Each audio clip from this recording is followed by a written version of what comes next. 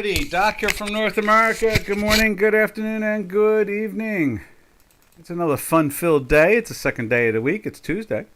And we are looking at, I got the bonds up there again. You know, it just catches my eye over and over and over again. You know, they cut the rates by the Fed and the market, or as they like to call it, the Vigilantes. The market chose to not accept it. And they discounted it already. That's what we were saying weeks ago in one of the webinars. I really want to go back and look at what was my title or something about let me go back and look at that title. I was thinking, I need to remind people about some of the titles so that the accuracy all the time. I like that accuracy thing, and how much it has relevancy. A lot of times, there are let's see, what was it? It was titled, Fed interest cuts dies. That's when it is. Back on Monday of last week, 8 days ago, my title was on Monday, Fed interest cut dies. I don't think you can get much more explicit than that. No, it's dead. Their interest rate cut. It doesn't. It's no good. They didn't let it dominate the marketplace whatsoever. Instead, they looked at it the other way around. The market said, "Okay, good. You cut the interest rates a half. We would have probably put up with a quarter and not been so nervous and confused. But when you go out and cut it a half, and you only did it for one reason, not 2, not 3, not 5, not 9. They did it for one reason, for politics. Nothing more than that. Because Joe Biden over and over and over and over and over. And since basically November, and it's almost 12 months now, came out and said interest rates are coming down, and they're going to come down now. And it took all the way until September, a little less than 10 months or a little over 10 months, any way you want to look at it, that finally they did. They cut interest rates, but not the way everybody was expecting, like, a quarter here and read the numbers there. They cut them at a half a percentage point, and literally the next day, there was like this enormous rebound in statistics, so that it was like, oh, maybe you shouldn't have cut a half. It's like, yeah, thank you. How many times did I say that they don't even need to cut? Just stop spending. That's all they have to do. But no, see, the politicians need to keep on spending. Mr. Biden has to keep on spending. Trap the Congress. Because if they dare not to give them the money, then the national media will talk about it all day long, like as if they're starving little old ladies, they're starving children, they're starving, the ones less income. They're starving them. They're killing them. Oh my God! Yeah, what a ridiculous thing. And right here, right now, I go on my rampage because look at that. They cut the interest rates up in here, and look where they're at now. When this thing's going down, interest rates are rising. They're not going down. When they're rising, it means interest rates are going down. This is the price of the bond. And you can't stop spending because the national media will tell, with 3 months left to an election, they'll be telling you how they're starving them, they're murdering them, they're kicking them down the steps, they're pushing them off the cliffs. I saw one year, Democrats actually showed, Mr. Biden's party actually showed a grandma in a wheelchair being pushed off a cliff because they didn't agree to overspend. And when you don't agree to overspend, the national media tells you you're starving children, you're starving babies, you're starving the elderly, you're starving, whoever, and just absurdity. There's so much money floating around, it's pretty hard to believe anybody can starve around here. But right now, I can tell you this, there's a high percentage of people in the United States who work for a living that are deeply concerned because of the inflation. They keep on posting things like the shopping buggy, the cart you take into the store. They say this is the most expensive vehicle in America right now. And it's because inflation is anywhere from 22% to 44% higher when it comes to food prices and everyday goods. And so, but can they stop spending, Mr. Biden's party? No, no. They can only think of one thing: increasing taxes. And what do we know over the decades now, many decades? When you increase taxes, you get less tax dollars. When you cut taxes, when you cut taxes, you get more because the economy grows. When you increase taxes, the economy slows. This is not rocket science, traders. And we have to put up with it every day until hopefully in 14 days they get rid of these clowns who've been spending for like 120 years. They've been in power since the 1880s. They hide. They make you believe that they've not had power. They blame this Republican and that Republican. You know, under Richard Nixon, there was a point where they're blaming him for this, that, and the other thing, and he only had 97 Republicans in the House of Representatives. In other words, the Speaker of the House was the real President of the United States, because when you have 2/3 of the House, you can do anything you want. It's like having a full parliament, like as if you control the whole parliament. So that's what this chart says to me. All that whining or all that, that pontificating I've just done for 6 minutes, it's this chart screaming at me. All that. You can't get the politicians to stop spending because the national media won't allow it. And the ruling party, who's been pretty much ruling since the 1880s, in other words, the South lost the war, but they won control of the government. And now, ever since Jimmy Carter, the end of Jimmy Carter's administration, the South has switched, and it's gone towards the conservative side and the Constitution and less spending. And this chart right here, this big, long slide down, is an example, a total 100% example of how out of control the party in power, Mr. Biden's party, is. They get the Federal Reserve to lower interest rates, right there. You don't see another leg like this, do you? No. You see they give it all back. They take it away because the market is smarter than the government. Private sector is smarter than the government. And that's why Mr. Trump wants to remove more government than ever before. Just get rid of it.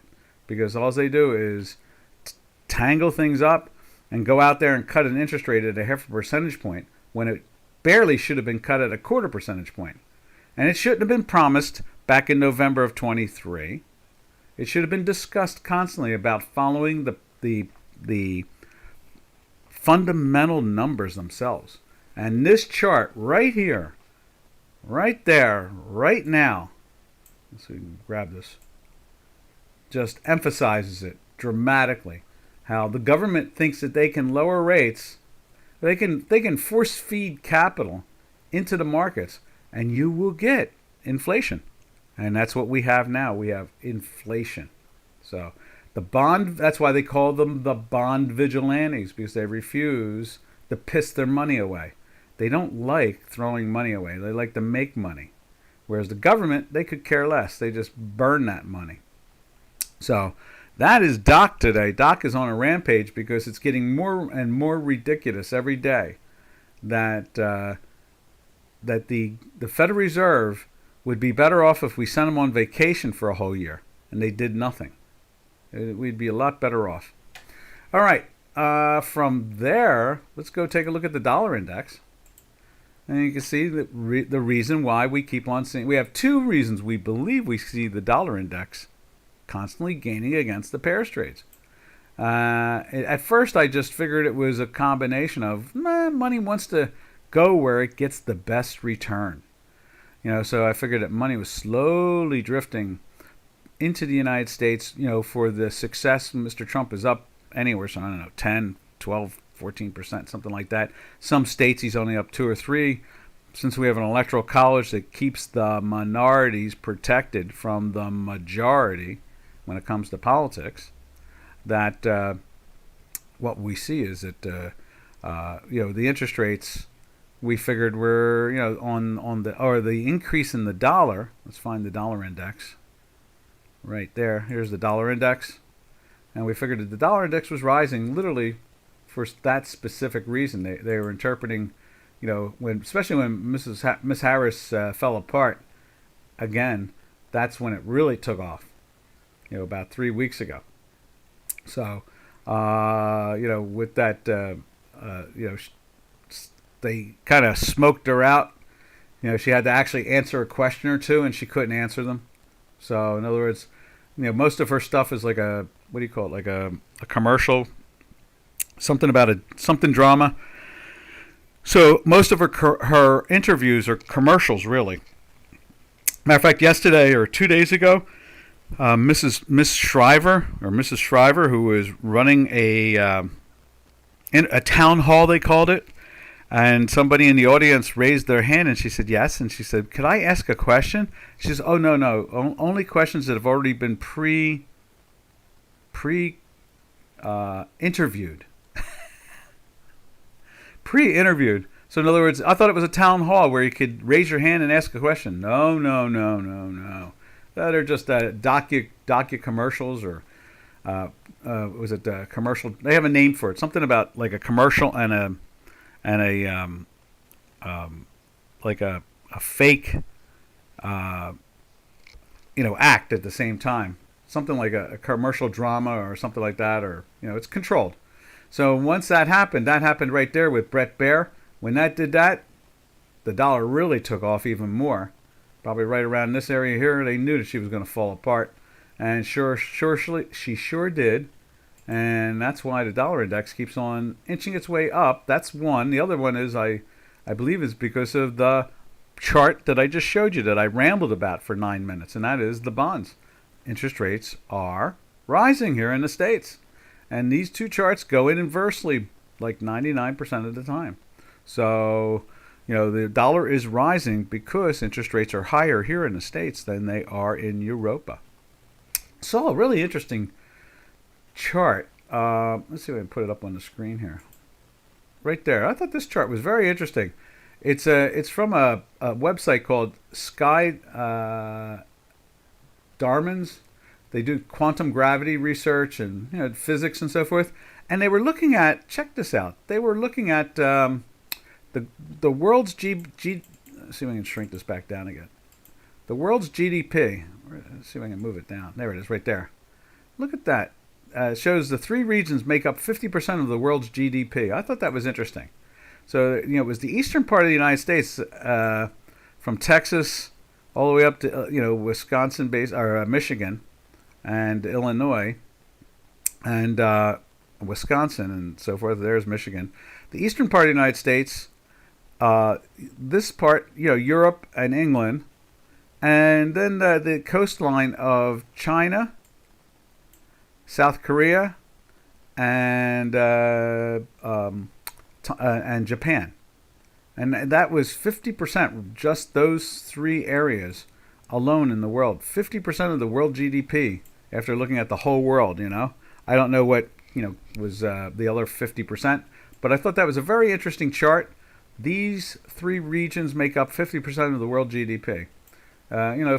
Physics and math people kind of drift into both sides of the world. We are into the financial side. We're also into the scientific side. And so, I thought that was interesting. And you can see here the western part of the United States, and used to be California.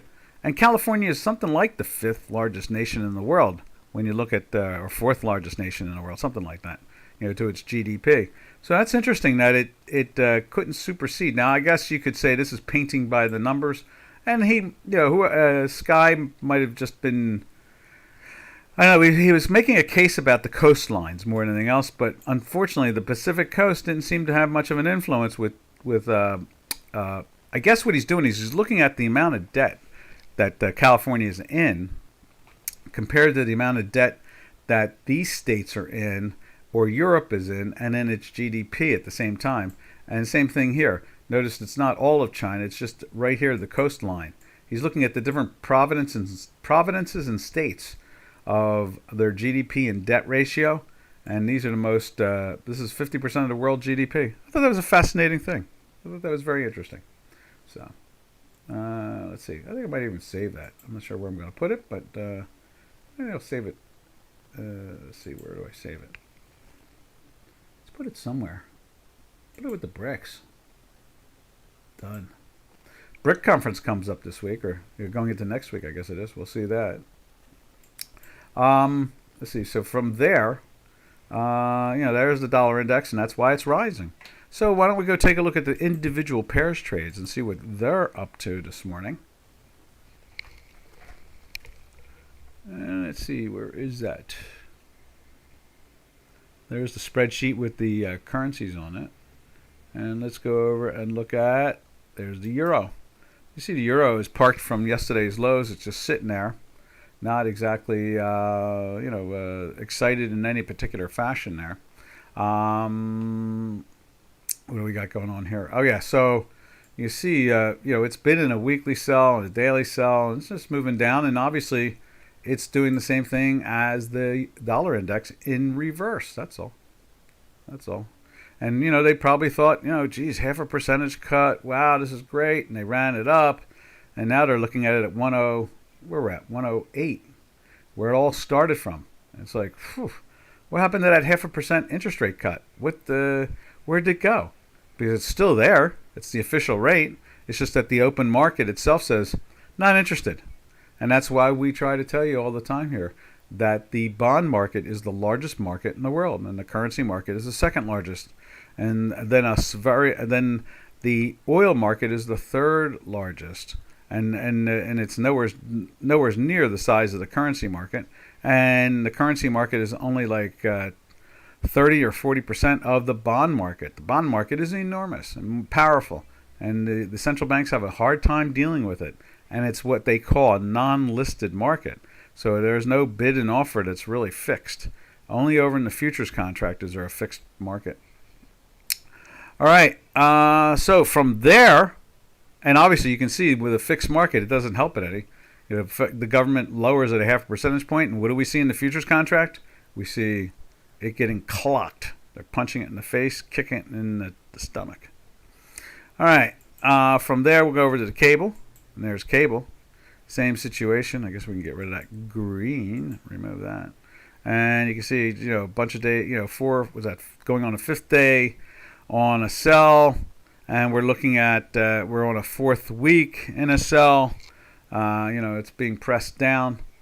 And, as long as interest rates keep on rising here in the States, they're not going to be able to straighten that out any. Go over to the inflation fighters, and there it is right there. You see, they are pressing up, it's almost got into the sell yesterday and then fell apart. Went into the buy. It's doing it again today, so we'll see if it, let's widen out a little bit. Yeah, it's doing a green and a red again. Yesterday it didn't do the green and red. Hey, Robin!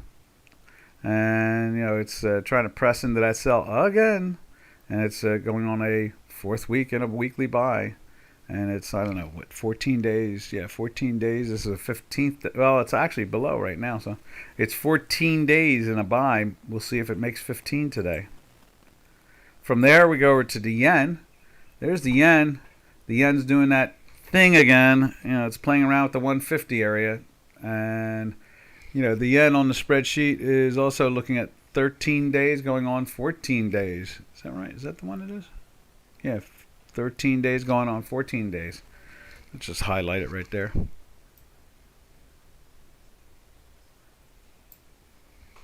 Yeah.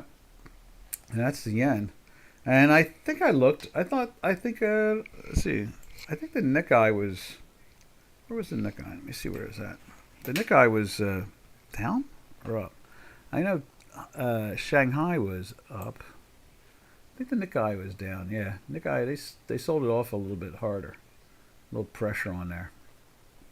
And I think we've been in the daily sell for a while there now. We'll come back and see that when we go look at the international indices, Let's see. You know what I should do? I should fill in, well, my mind is still on it.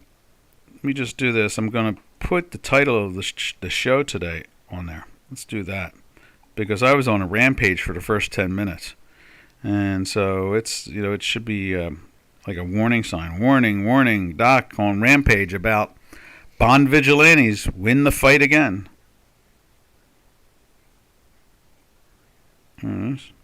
Title today. Bond Vigilante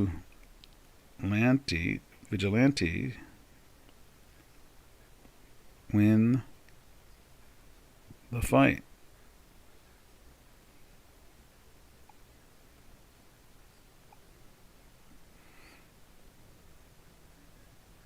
Yeah, it looks good. Bond Vigilante won the fight. Put an S at the end of the Vigilante thing.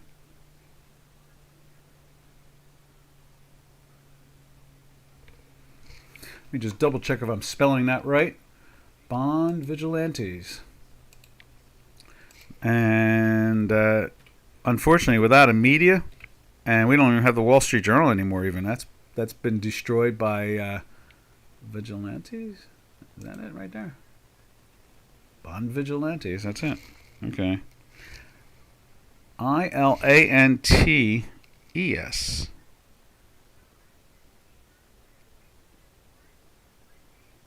And that's the title today. They won the fight. That's exactly it. And there's no stopping them because it's a free market. It's the freest market of all. That's why Bloomberg made so much money. Mr. Bloomberg is worth all that money is because he has a service that shows you the best bids and offers of bonds, and bills and commercial paper, and that's why he is a multi-billionaire, because he had a service that actually caters to that. All right, so from there, and you can see the yen. It's just inching up, and that is what they're doing. So from there, we'll go to the Turkish lira, and that we talked about yesterday. Oh, look at that. They're still trying to get it into the buy, aren't they? But it's been in that sell for a bunch of days now. What is that? 5 days in a sell. Looks like it's getting close to going into a daily buy. We'll see if it has any meaningfulness there. It's banging around the 137 area, and it's been trapped nicely for the last couple of weeks between 138 and 137. We would wish that the thing would stay like that now for the next 5 years. This way it would be able to, the economy could learn to grow around that, and then they'd be set, and it would work out so much better. All right. Yes, that's the Euro Turkish lira experiment by the former Prime Minister, now President for life, Aragon.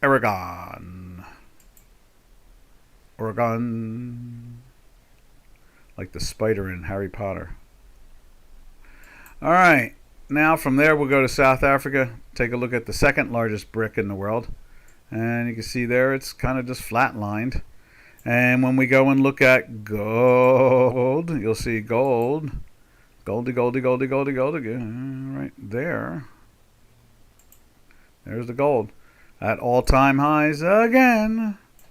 I mean, it's a mixed situation there. Gold is governed by the cost of carry on some, let's say 20 or 15 or 20% of it, and then 60 to 80% of the gold is pretty much paranoia. People buy it because they figure it's the safest, most reliable way of holding assets. In other words, if you bought gold 10 years ago, it's obviously worth more than it is. I mean, it was cheaper then than it is now. You go buy gold 20 years ago, it's cheaper than it is now. It just goes on and on and on. Gold was at $30 an ounce, and it's obviously now at $2,700 an ounce, or $2,750 right now at all-time highs. And Robin, if you noticed on the beta, I've put in a new silver because it's the December contract. It's better to always put in the full contract. I'm starting to see, with the actual letters instead of like that SL equals F, because that only shows you 1 or 2 months, and right now it's there's like 50 contracts being traded a day in that, and there's 20,000 contracts being traded in December. And already prepared for March, so at the end of November we will have that in there already. I just have to turn it on, and that'll be it. All right, and then so there is the gold, and that is because there's a couple of reasons there. One is obviously the situation in the Middle East that keeps everybody all shook up. Yeah, and then you have the uncertainty of the election, so people are nervous about that. That's why I think there's a good chance you'll see a sell-off. This is a blow-off top of gold. Because once Mr. Trump gets back in there, I think that the metals market will back off. So, that spike in silver and all that other stuff you saw going on and is going on. Matter of fact, let's put silver up there again. I think it's at 35, did I? Did it get to 35? No, it didn't get to 35 yet. The high is 34.72. So, it's only 20, almost like $22 away from all-time highs. $22, a good distance when you're $34. So, you're still talking the high 30, low 40 percentile away, whereas gold is at all-time highs right now. Whoop-de-doo. And then I noticed copper.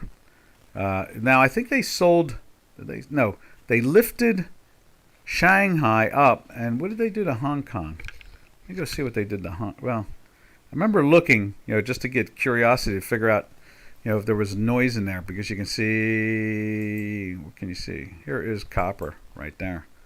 And copper is, you can see it's trying to lift back up again. It couldn't get into the sell because it was a green and a red. And now we're trying to lift up again. And you can see it's closing in on trying to roll over for the week. And today's only Tuesday. It's really battling trying to get into that weekly sell. We'll see by the end of the week. Again, the combination of a lot of people wishing, that China could dig us out of this financial situation. In other words, they want a growing world economy. And they're hoping, with their fingers crossed every day, every week, every month, and every year, that the Chinese will come save the day. And I say, no communist nation has ever come to save the day. Nope, not at all. So that's what the problem is that they keep on dreaming and wishing and hoping and pretending, and they keep on thinking that they can, and they are learning now that China is just a paper tiger, and they dedicate most of their money to their military. They would rather have a conflict and just take what they want instead of allow the public to vote on what they want. And that is, unfortunately, that's when I look at copper. In other words, when I look at copper, I see what I just said to you out loud. And copper is off of its all-time highs, which I think is $6. Is it $6? Let's see if we can find what the all-time high is in copper. I think it's like $6. There's probably, with the ghost cities, how they always build these cities and then they knock them down. And then they build them again and then knock them down and they don't let people live in them. Very strange. Very strange form of government there. No, actually not. It's communism. It's not strange at all. It is what it is. It's all that demented pretend that they got it all figured out. All right, so the high back in early of this year, the high was $5.20 on copper. And let's see if we can find what a 5-year high was. 5-year high was 520. 21. Let's see, I thought I saw it up in the 6s. Maybe it's just the 5s all time. Yeah, that's it. 520. So it's 20% off its all-time high. And, there's talk, to reinvigorate the economy. They're going to knock down a couple cities, and then they rebuild them again. Nobody's allowed to live in them. They build these giant cities that look like half the size of New York, and then they knock them down, and then they rebuild them again. And that's how they grow their economy. At least that's how they think they can grow their economy, by giving people jobs. But when you give them a job to build something that's worth nothing in the end, so they spend, I don't know, maybe $500 billion on building a city, and it goes into the economy, and then,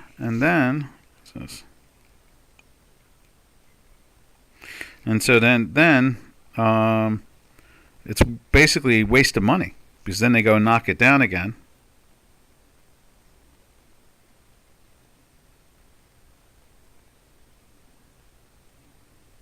Cycles.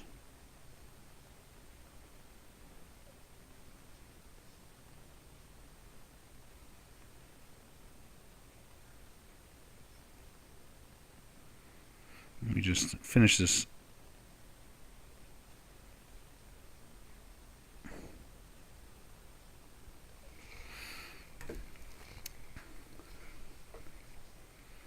All right. Yep. So it's 20% off its all-time highs. Not too bad. That's a lot better than what silver is. Poor platinum. Platinum is 50% off its all-time highs. And there's not much of a. You got to laugh at that. What a dangerous short that is. Can you imagine? You might see platinum go up to 1,500, and you might see gold go down to 2,000. Don't be surprised if you see something like that over the next year. That would not surprise me at all. 2,300, something like that, and platinum get up to 1,700, 1,800, something like that. I don't know. We'll see. Obviously, one thing is for sure: this manipulation is going to start to end if Mr. Trump gets in, and I believe he's going to get in. I do believe that, and I think we'll know by the end of Tuesday night. I think we will, because there won't be enough votes to be counted by 9 or 10 o'clock, and they'll be like, oh my God, there's no more votes to come in, only 200,000 more votes. We have to declare him the winner. They'll be, yeah, that's what you got to do. Oh my God, he's the winner in New York State? I think that's the way it could play out. Or he's the winner in New Jersey? Or who knows even? Maybe Illinois. Who knows? But one thing's for sure is that people have had it with this government. And it's coming to a final end after all these decades. A century and 2 decades, 4 decades. That's what it is. All right. From there, we go over to the energy sector. Oh, no, I didn't show you platinum. Let's see platinum this morning. They seem to be lifting that thing up a little bit more and more, hanging out above the 1,000 mark. How about that, huh? Go figure. I mean, it got so extreme a couple days ago where it was down at 950 and gold was 2,700 and change. 3 times 9 is 27. This thing was 60 some odd percent below, 63% below gold. My God, this thing used to trade at a premium, the gold. I mean, doesn't anybody like platinum anymore? All right, from there we're going to go over to the energy sector. Let's see what they're doing there. And we'll go over to the beta and put it up on the beta. And let's go see Mr. and Mrs. Petroleum right there. Oh, let's give it a spin. There we go. Here's December oil.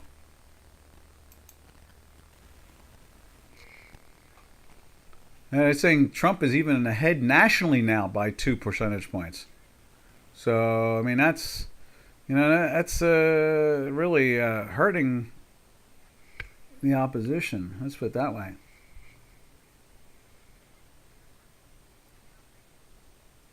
Yeah. All right. Wow. 10, 20, 25. I think they're going to pick up 30 some odd seats, too, in the House. And pick up 7, 8 senators. All right, so there's crude oil. You see look at that. It's finally trying to bust through there a little bit. You see that. See, we are trying to go into the weekly sell at the same time. We got a lot of red there. And we're finally, let's just show you this. We'll go like this first. You see, it's trying to bounce. We're trying to get a bounce out of this thing. There's no doubt about that. And then at the same time, you can see the algorithm itself is just getting there through there today. You see that? Let me just give this a little spin. Where's that spinny thing? Let's give it a refresh. Yeah, you can see that right. Oop, here we go. You'll see it again. Now it's refreshing again. And you can see right there, the histogram is plus 0.39er. You can see yesterday's histogram was minus 0.266666. You can see all my atomic numbers. And then you can see obviously the weekly minus O. So that is crude oil. Now let's go check out Brent. See what the Brent is up to. Now Brent, that's a good question. Brent, we have it as was it BZ equals F? We're going to have to find out what the full symbol is for that thing. There it is. You can see BZ, it's doing the same thing. It's trying to climb. You can see right there, doing the same thing. And you can see the weekly is trying to do the same thing as Texas, West Texas Intermediate Oil, trying to get into the weekly sell. And a lot of red dots going on there. Maybe this is just such a dead cat bounce, coming off of that 82 area. And it fell all the way down to 72. And, $10 drop. It's a 12% drop. And so, maybe this is the dead cat bounce, and then it goes, it stays red and drops, and next thing you know, we're going into a weekly sell, and we start challenging the lows here of 69.9, or we go challenge this low of 68.7, that type of thing. And then let's go take a look at heating oil that heats the engines of many things. And there it is right there, December heating oil. It's got a green dot today. Hell, well, it's wintertime, And you can see right here. Let me do this. I'm going to give it a respin like that. And you can see this is a second day. The histogram is above the zero line. Right there, second day. Look at that. So they're trying to get into the buy. You can see here it's been went into the weekly sell last week. So it's got us trapped into this neutral thing going on. But again, it's the winter. Winter's coming up, and people need this derivative off of crude oil to heat houses, fly airplanes, and fuel major diesel trucks to deliver goods. So I mean it's definitely a very powerful element. This what they call it, the Hudson Bay something, that contract or something like that. That's they don't even call it heat. They call it heating oil here in the States, but overall it's the kerosene / the fuel that goes into the jet planes and so forth. It's not a sophisticated fuel, just a solid fuel. You know that diesel, the man that invented the diesel engine, died broke. He never saw his success make it.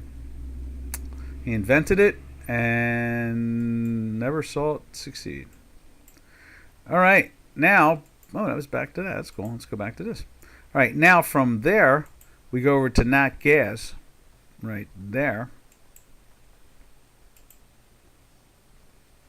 And this is getting ready to switch months, and you can see we've gone into a couple green dots there, but at the same time, you can see histogram. Let's show you where the histogram is compared to those green dots. You see, it's been in a sell now for, what's that, 4. That's 8. That's 10. That's 12. That's 13. 13th day in a sell. So the pressure has been on. You can see it here. This is the dead cat bounce. That they spiked it down to $2.21, coming off of no more than 3 weeks ago. Is at $3.02. So what a drop that is. And so again, this heats a lot of houses, a lot of factories. It fuels electrical plants. It does a lot of work, natural gas.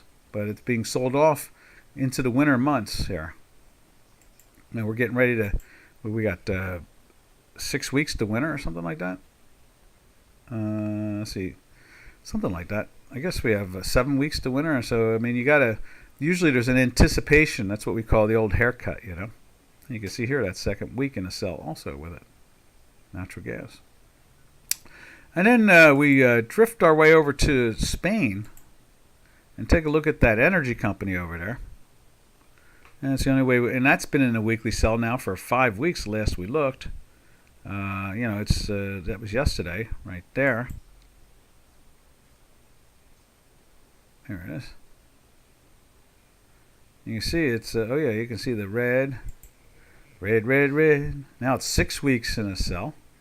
You can see it's in a daily sell for 2 days. So, you know, it's moving down from a close of 1339 yesterday. Today it's trading down at 13. It went down to 1311.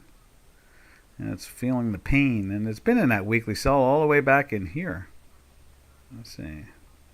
Where's that? That's the 20th. The closing week of the 20th, so the 16th. Right in there, this week. It went into the weekly sell right up in here. Up in the 1414 area. 1408 area, something like that, you know. And now we're down to 1311. So, good drop there. And that means that, luckily, hopefully, it's telling us that prices in Europe are coming down when it comes to the energy costs. And that's you know, with the winter coming on, that's a pretty good thing to do. And at the same time, we have seen where the energy market, in, I guess you could say the, what was it? I just had an idea in the head and I just lost it. We're seeing the prices come down. And, oh yeah, so here we are heading towards winter. And these prices are coming down, which is, you know, obviously helpful, you know, very helpful. All right, that finishes off on the energy side. So what we'll do is the next 10 minutes or so, we will look at the world markets unless someone has something to say and says, hey, Doc, I'd like to take a look at XYZ. And we'll go look at XYZ. All right, let's go to, start off with Tokyo right there. Here's Tokyo. And we'll just go like that. No, that's the wrong one. You can see it. You know, it's been moving down days after days after days. You know, it's let me see this chart size. See if we can make that bigger. Or is it that one? Yeah, there you go. It shows the dip better. And it shows the histogram better. You can see a second week in a sell. From there, we slide over to South Korea. It was part of that 50% of the world economy, GDP. Well, it was an interesting chart. I just thought it was fascinating. I mean, you could skew those things, that's for sure. I mean, you could really. There's ways of skewing that. So I'm not like, oh my God, it's telling me a deep story. But yes, it's definitely telling me something. That's for sure. You see there 4 weeks in a sell. And it's been slowly drifting sideways and down. I guess you could say it's holding the low here. And it didn't take out the high there. So it's just sideways. It's a side channel. And nice little bounce it's trying to do. But I don't know if it's going to do anything with it. Then we go over to the chip universe. We'll go to Taipei and look at the Taiwanese market there. Right there. And you can see it was an up day actually. Let's show you. But you can see it's still in the sell. So it's been in sell for 3 days. It went down and made a low today. Let's just do that. And it's in a weekly buy, so you can't take the shorts, that's for sure. You only can play the longs on this move so far. It's just when you go into a buy, you know, something like right there, or right there, or right there. And this tells you to take your profit up in here. Because it's actually been, the histogram has been actually in the sell those last 3 days. So it's been telling you, keep the profits. Keep that money in your pocket. Don't put yourself out of business. All right, and that is Taipei, the chip capital of the world. From there, we zip did a DocDow over to Ghost City Central, since it's Halloween coming up here in the States. Ghost City Central, better known as Shanghai.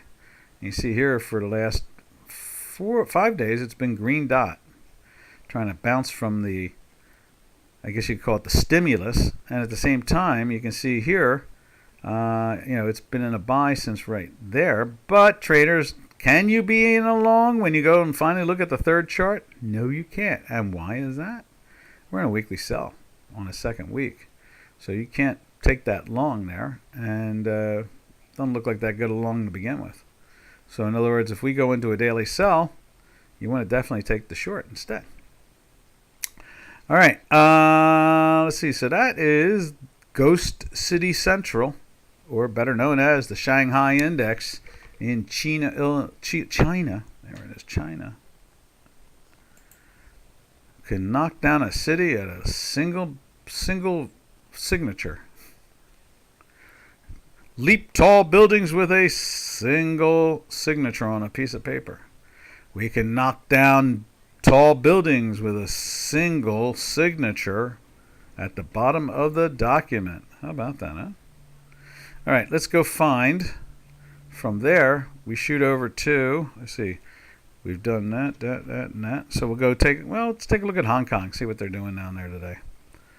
At first, I thought I could get away because I thought it was going to be locked in, but it's not locked in. As much as the communists seem to be disrupting the economy there, it seems to be thinking a lot better than I realized. They ran it. They were ahead of the move on the way up, and now they are moving down. So, and that is the action we're seeing there. Isn't that something, huh? Isn't that something? Let me just see 1 second. I heard a door open. Let's see who that is. Is that you, Mark? Cool. And so, where are we at from here? Let's take a look at, that's the Hang Seng. Let's zip over to Singapore and see what Singapore is up to. STI, Singapore Straits Times. Definitely one of the more capitalistic societies on the planet. And STI. I think it's right around. Where's that symbol at? STI. Not there. Not there. Okay, it must be higher up. I think it's near the DAX. Don't ask me why it's near the DAX, but it is near the DAX. I'm almost sure of it. There it is, right there. Yeah, it's right underneath the FTSE. Oh, no, the CAC 40 out of Paris. That's it. Now, there is, you can see a second day of selling there. And just, let's see, let's give it a refresh. And so. And that's the answer to that. And then you can see it's heading into the weekly sell too at the same time. Now they're seeing that topping out, I guess. But then, Singapore moves in its own way. It definitely moves in its own way. And let me go from there over to Jakarta. See what the largest oil nation there in the Pacific is doing today.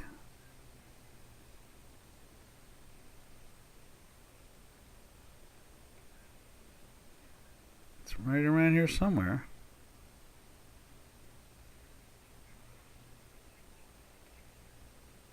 I know we put it back. There it is. There's Jakarta.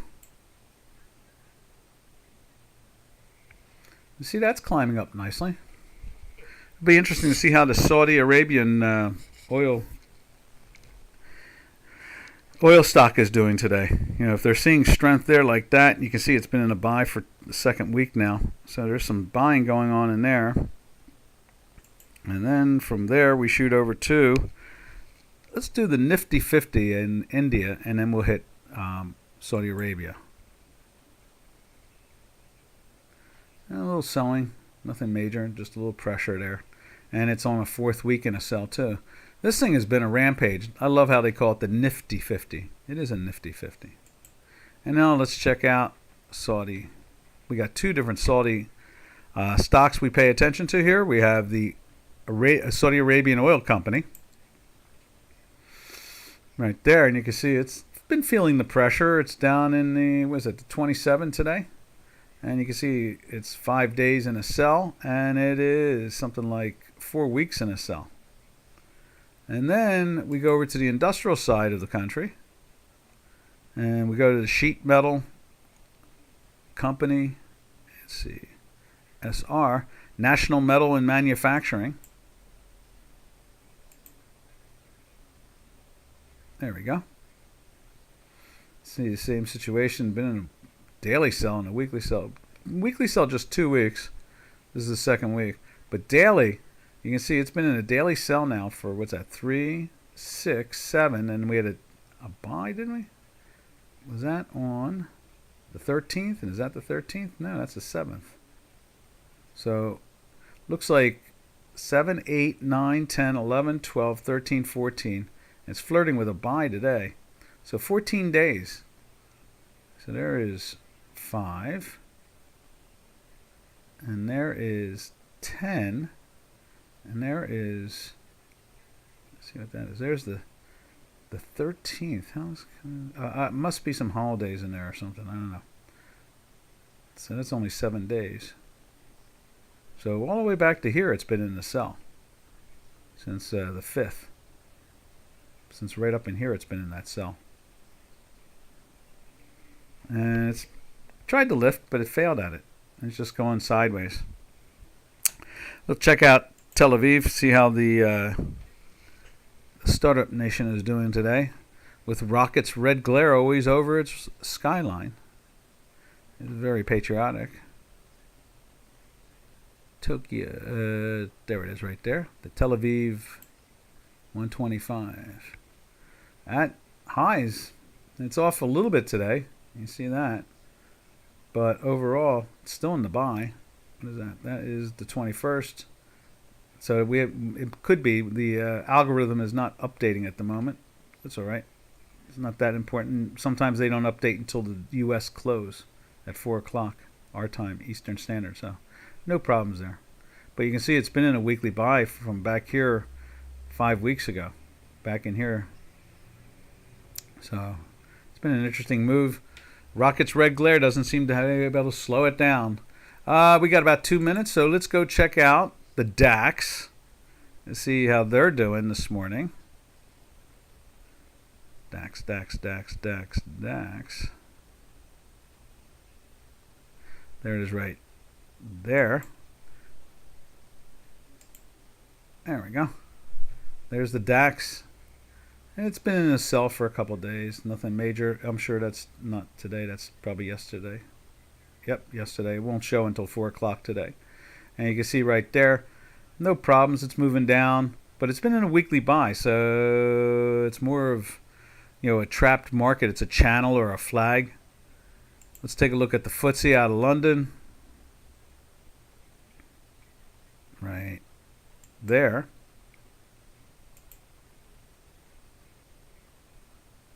There's the FTSE. Doing that same gig. So it's pressing down there. It's the second day in that sell-off thing going on. Pressure. You see it's in a weekly buy also 5 weeks. Just like the S&P 500 and the Dow Jones Industrial Average and then the Tech 100. They're all, as much as they're being sold down, they're not being sold down that full forced yet. What other one can we look at real quick? I think we've got only about 30 seconds, but let's see. I want to see what the CAC 40's doing. I know that they had the troops back out on the corners about 3 or 4 weeks ago. Paris does seem to be upside down in many ways. But look at that. They've been buying that. It's been in a buy for a bunch.